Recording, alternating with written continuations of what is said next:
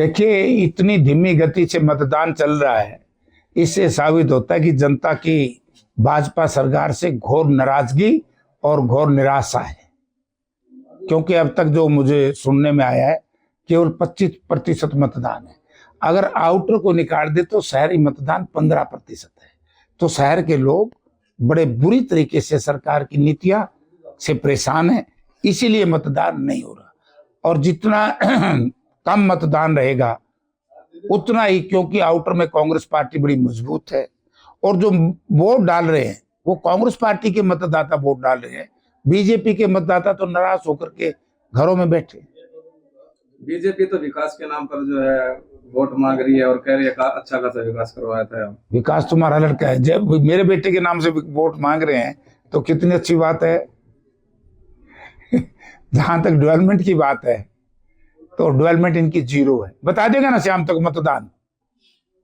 अगर डेवलपमेंट करी होती, लोगों का आकर्षण होता सरकार के प्रति, तो मतदान बढ़ता कि नहीं बढ़ता। ये कम मतदान सरकार के प्रति नाराजगी। तो जैसे आप लगातार यहाँ, आप और आपके सभी एमएलए विधायक यहाँ डटे रहे, तो आपने क्या क्या हिसार शहर की प्रमुख समस्याएं देखी जो लोग तरसते हैं? आप मुझे ये पूछोगे शहर में समस्या क्या नहीं, भारतीय जनता पार्टी की सरकार ही सबसे बड़ी समस्या बनी हुई है। क्योंकि इन्होंने जात पात मजहब और धर्म का जहर फैलाने से सिवाय, समाज को तोड़ने से सिवाय कुछ नहीं किया।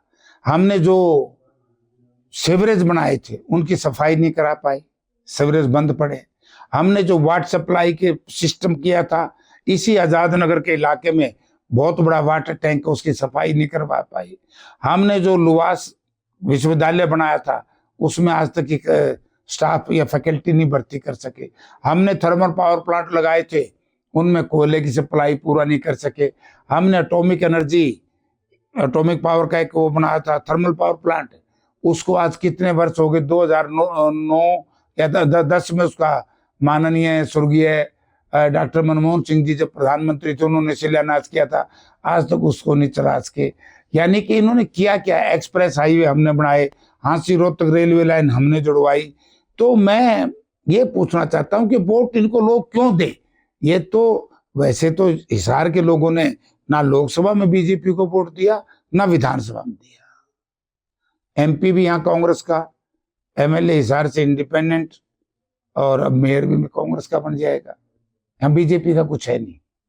सर, हिमानी जो एक लड़की की हत्या हुई है रोहतक के, कांग्रेस पार्टी की कार्यकर्ता थी सर, उसकी बहुत बढ़िया थी, वो बड़ी निंदनीय है। हम उसकी घोर निंदा करते हैं और सरकार की भी निंदा करते हैं कि आज तक सरकार उनके हत्यारों का कोई खोज खबर नहीं ले सकी, और इसकी उच्च स्तरीय जांच होनी चाहिए।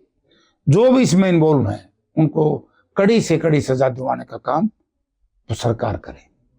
भूपेंद्र हुड्डा जी ने भी इसको लेकर काफी संवेदनाएं प्रकट की है। तो अच्छी बात, क्योंकि वो तो हमारे नेता हैं, उनको तो करनी चाहिए थी, कर दिए।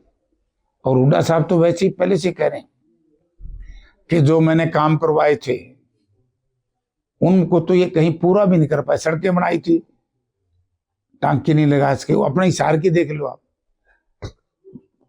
कॉलेज बनाए थे, आज अखबार में पढ़ रहा हूं, 2 साल से एचपीएससी की एक एडवर्टाइजमेंट आती है कि असिस्टेंट प्रोफेसर की भर्ती होगी। आज फिर आएगी, 15 मार्च तक बच्चे फार्म भर सके, और आई भर कहते हैं जो बच्चे रह गए थे उनको मौका दे रहे हैं। ये बेईमान प्रवृत्ति के लोगों की सरकार है, और आज हिसार की जनता ने सरकार को धूल चटा दी है। कानून व्यवस्था को सर कैसे चौपट है ही नहीं, है ही नहीं कानून व्यवस्था, कंट्रोल ही नहीं है किसी पर। मुख्यमंत्री को मुख्यमंत्री नहीं समझते। मुख्यमंत्री जी की कमर के पीछे रिमोट कंट्रोल हो, दिल्ली से दबता है। तो मान लो लेटेस्ट टेक्नोलॉजी पर रिमोट से कोई बार मूर्त कर दिया ना, या उद्घाटन कर दिया, शिलान्यास कर दिया, है ना। जे रिमोट कंट्रोल करके पास बंद फिर कौन करे भाई। हमारे सरकार का, हरियाणा सरकार का रिमोट सरकार के कमर पे है, उसका बटन दिल्ली से दबता है, और जब तक ये बटन दिल्ली से दबेगा हरियाणा प्रदेश की जनता का यही हर्ष होगा। तो कांग्रेस पार्टी में अब जैसे आगे प्रतिपक्ष नेता चुने जाने थे, इलेक्शन के बाद चुने जाएंगे, कब तक चुने जाएंगे? चुने जाओगे यार, अपन क्यों चक्कर में बढ़ा। विधायकों ने अपनी अनुशंसा दे दी है। कौन बेहतर है आपकी नजर में, कौन होना चाहिए? देखो, हमारे तो नेता चौधरी भूपेंद्र सिंह हुड्डा है, और बेहतर ना बेहतर कहने से मेरे से कुछ नहीं बनता।